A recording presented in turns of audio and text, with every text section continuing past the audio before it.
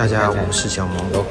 那时候我们还在老挝，不管是小孩生病还是有什么时候，我们总是2个人一起带着孩子去。如今啊，他回到了海南了，有什么问题总是只能他一个人带着小孩过去，确实挺辛苦的。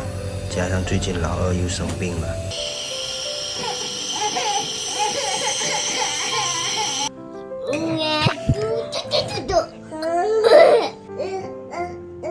妈妈，开心。我也祝3岁长，你白外老高白死，神孔大地神不可和真与统计天上人，梅花盛，安时三角树，著名凌寒不自嗨，劳之不是血味有爱相奶。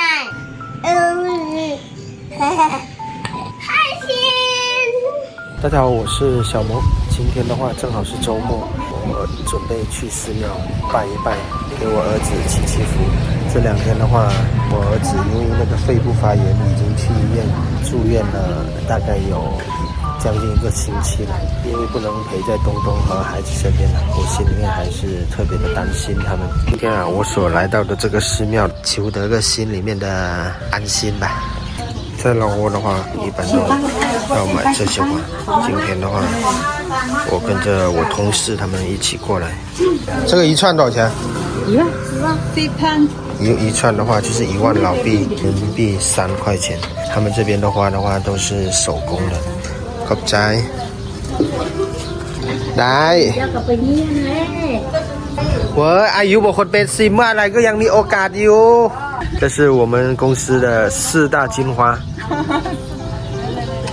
今天的话，我们要一起准备去寺庙里面为各自的家人一起祈福。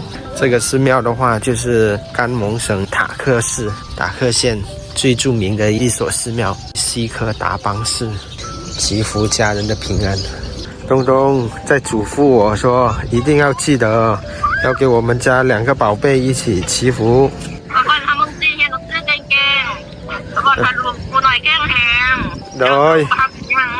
对，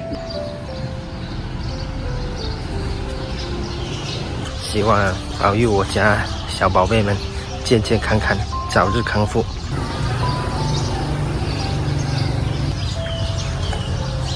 这一条大河的话就是湄公河，河的对岸就是泰国的纳坤帕农府。